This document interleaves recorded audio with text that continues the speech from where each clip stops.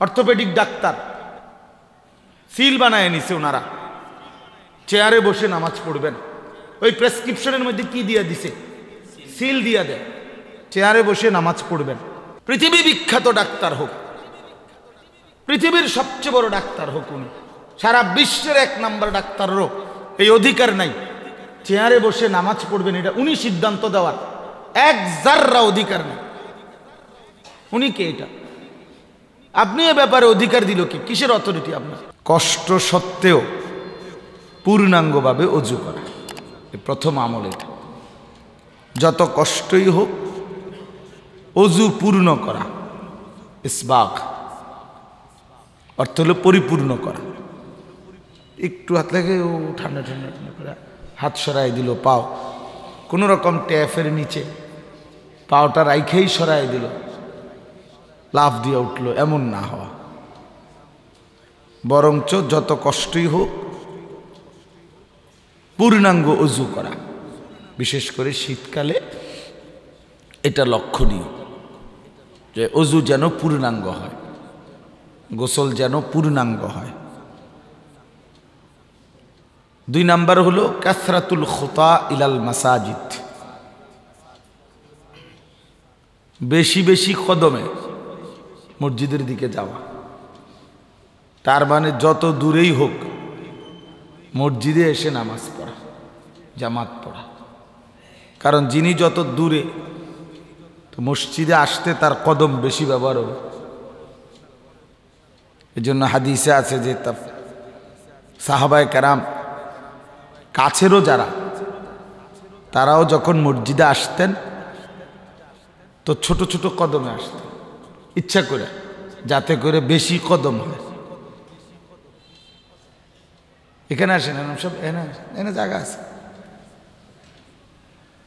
না? এই পাশে বসতে পারবেন, আসেন। ওই যে আমাদের অ্যাডভোকেট এনাম সাহেব না, তো কাসরাতুল খুতা ইলাল মাসাজিদ, এনে বসে বেশি কদমে মসজিদে যাওয়া, এলো 2য় নাম্বার। তাহলে 1 নাম্বার হলো কষ্ট সত্ত্বেও পূর্ণাঙ্গভাবে কি করা? অজু। পূর্ণাঙ্গ কইতে হবে ওই কথাটা। ইসবাগ শব্দের অর্থ হলো পূর্ণ করা, পূর্ণাঙ্গ অজু করা। আমরা মনে করেন এইখানে কনুইয়ের এই জায়গায় অনেকের পূর্ণাঙ্গ অজু হয়, এমনি হাত দিয়ে দিছে হয়তো। পূর্ণাঙ্গ অজু বলতে এই কনুই পূর্ণভাবে আপনার ধৌত করতে হবে। এরপরে অজুর মধ্যে খিলাল করা গুরুত্বপূর্ণ সুন্নাত। দাড়ি খিলাল করা, পায়ের আঙ্গুল খিলাল করা, হাতের আঙ্গুল খিলাল করা, এটা খুব গুরুত্বপূর্ণ একটা খেয়ালের বিষয়। অজু শিখতে হয়। অজু একটি গুরুত্বপূর্ণ আমল যেটা শিখতে হয়। অসংখ্য মুসলমান সুন্নত তরিকায় অজু করতে জানে না, দেখা দেখি অজু করে, অজু হয়, তো সুন্নত তরিকায় যে অজু, আমরা আমাদের শায়েখ আল্লামা মুফতি মুশতাকুর নবী কাসিম হুজুর সহ খুলনায়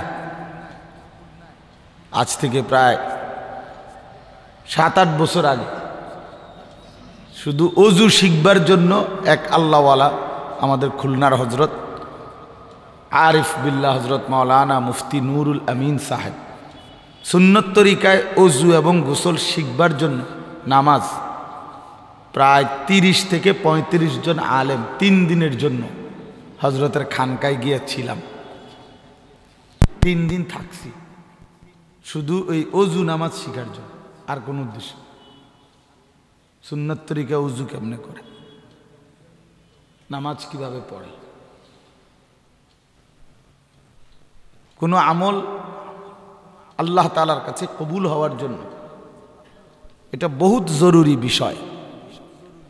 কোনো আমল আল্লাহ তাআলার কাছে কবুল হওয়ার জন্য 2 জিনিস বাধ্যতামূলক লাগবেই।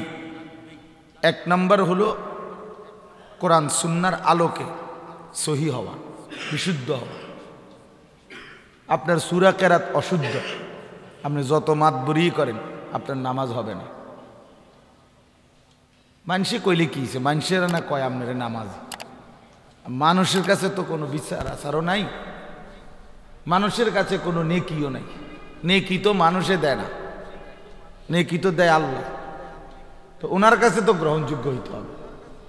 মানুষে ঠিক আছে বুঝছে, সবাই চিনছে আপনারে, আপনি নামাজি, নিয়মিত মসজিদে আসেন, এটাও মানুষে জানে। কিন্তু আপনার যে সূরা কেরাত অশুদ্ধ, এটা তো মানুষে জানে না। অনেক লোক মুসলমানদের মধ্যে এটাকে কোনো পাত্তাই দিতে চায় না। উনি মনে করে যে মানুষে তো দেখতে আছে আমি নামাজ পড়ি, ইসলাম এত কঠিন না, ইসলাম এত সহজ যে অশুদ্ধটাও চলে ইসলামের মধ্যে। এইটা কোথায় পাইছেন? আমার প্রশ্ন হইল, যেটাই বলে কিছু জেনারেল শিক্ষিত মানুষের একটা মূর্খ অজুহাত, ইসলাম এত কঠিন না হুজুর, আপনারা যত কঠিন বানাচ্ছেন তো আপনি একটা সহজ ইসলাম বানায় দেন। আমরা যেহেতু ইসলামটাকে কঠিন বানায় ফেলছি, যে জেনারেলদের জন্য ইসলাম, এরকম একটি সহজ ইসলাম 4 রাকাতের 2 রাকাত বানায় দেন, 5 ওয়াক্ত নামাজের একটু কমায় দেন, বিশেষ করে ফজর নামাজটা দেন না, বাদ দেওয়া যায়নি, তো শীতের আরে কষ্ট হলো না, সহজ করে দেন। কই কারো ক্ষমতা আছে এরকম? তাইলে কঠিন হইল কই? রাসূলুল্লাহ সাল্লাল্লাহু আলাইহি সাল্লাম বলছেন, দিন যেই মানতে চায় তার জন্য সহজ। প্রথম শর্ত হলো মানবেন কিনা। মানতে চাইলে আল্লাহর কসম এটা সহজ। আরেকটা হলো আমি মানতাম না, তো এই জন্য আগের থেকেই কয় এটা এত কঠিন বানাইছেন কেন? ইসলাম ইসলাম কঠিন বানায় নাই, আপনি এটাকে কঠিন মনে করছেন।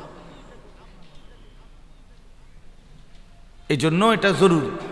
ওযু শিখতে হয়, নামাজ শিখতে হয়, ঈমান শিখতে হয়, আমল শিখতে হয়, প্রতিনিয়ত শেখা উচিত, প্রতিনিয়ত। হাদিসের মধ্যে আছে, হযরত জুনদুব ইবনে আব্দুল্লাহ বলেন রাদিয়াল্লাহু তাআলা আনহু, আমরা কিশোর বয়সেই নবীজির কাছে থাইকা অবস্থান করে ফাতাআল্লামনাল ঈমান, আমরা ঈমান শিখলাম। তাহলে বলেন তো, লা ইলাহা ইল্লাল্লাহ মুহাম্মাদুর রাসূলুল্লাহ, এই একটা বাক্য বললেই যদি ঈমানের জন্য যথেষ্ট হয়, তো উনি থাইকা কি শিখছে? এই বাক্যটা। এই সাহাবীরা বুঝি 15 দিন লাগাইয়া এই বাক্যটা শিখছে, এইটা শিখতে বুঝি 15 দিন লাগে। আর উনারা তো আহলে লিসান, ওনাদের তো মাতৃভাষাই আরবি, ওনার তো জন্মসূত্রেই আরব, তো হেরা আবার এটা শিখবো কি? তাহলে বোঝা গেল এই একটি বাক্য, এটা তো ঈমানের বাক্য, কিন্তু এখানে শিখতে হয় অনেক। ঈমান কাকে বলে, এই বাক্য আমার কাছে কি চায়, এর বিপরীতে কুফর কি, শিরিক কি, মুনাফিকি কি, এই 3 জিনিস ঈমানের সাথে সম্পৃক্ত, ঈমানের বিরোধী। এক হলো কুফর, 2 হলো শিরিক, 3 নাম্বার হলো নিফাক, মানে যেটারে মুনাফিকি বলে। এই 3 জিনিস থেকে আমার ঈমান মুক্ত কিনা এটা বুঝে নেওয়া, যাচাই করে নেওয়া, এটা জরুরি।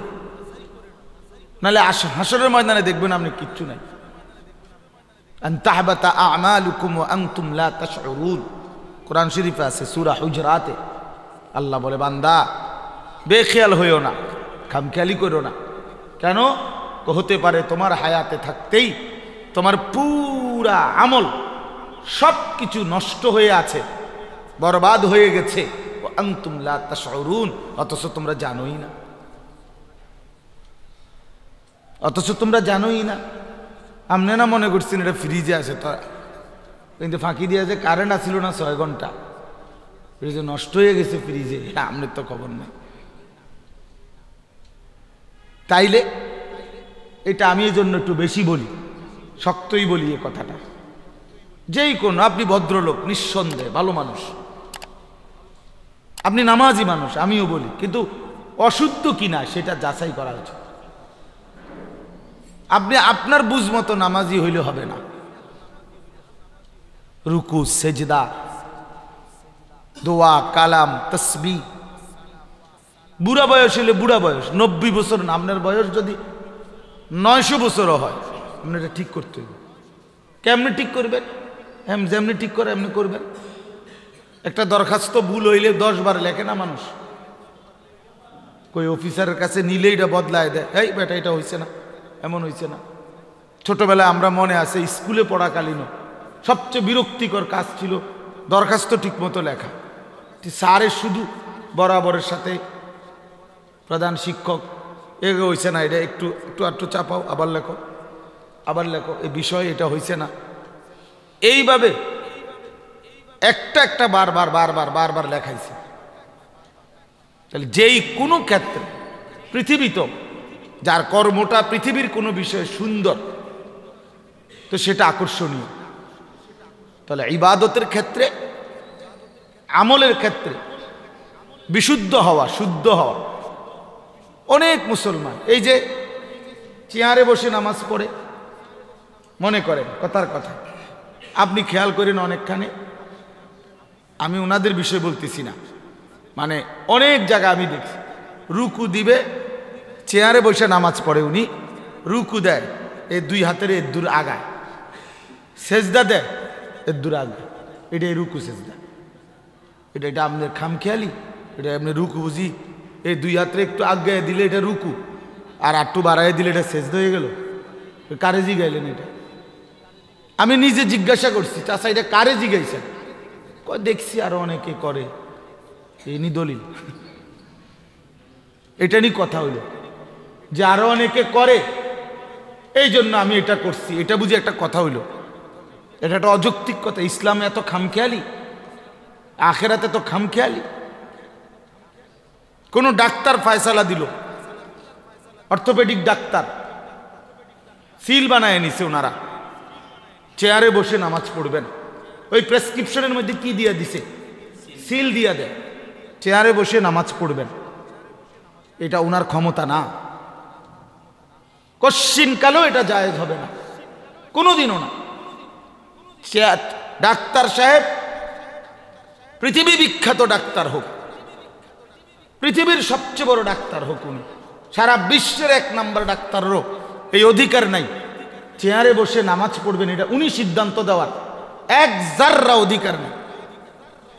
উনি কে? এটা আপনি এ ব্যাপারে অধিকার দিল কি? কিসের অথরিটি আপনার? আপনি তো ডাক্তার সাহেব, আর চেয়ারে বসে নামাজ পড়া এটা শরীয়তের মাসালা। কথা বলেন, এটা শরীয়তের মাসালা কিনা? তো এটা কে ফয়সালা দিবে? উলামায়ে কেরাম, মুফতি সাহেব। হ্যাঁ, ডাক্তার সাহেবের সুপারিশ হইতে পারে, পরামর্শ হইতে পারে যে দেখেন আপনি একজন আলেম থেকে আপনার শারীরিক এই অবস্থার কারণে একজন মুফতি সাহেব থেকে জিজ্ঞেস করে নেন এই অবস্থায় আপনি চেয়ারে বসে নামাজ পড়তে পারবেন কিনা। খালাস, উনি যদি বলে হ্যাঁ ঠিক আছে পারবেন, একজন আলেম যদি বলে তো ঠিক আছে, ওকে পড়েন। কিন্তু শুধু ডাক্তার সাহেব বলছে না, ডাক্তার সাহেব তো মাসআলা দেওয়ার ফতুয়া, এটা তো ফতুয়া, এটা ওষুধ না। চেয়ারে বসে নামাজ পড়বেন, এটা কি প্যারাসিটামল? তো এটা কি? এটা তো শরীয়তের একটা ফয়সালা।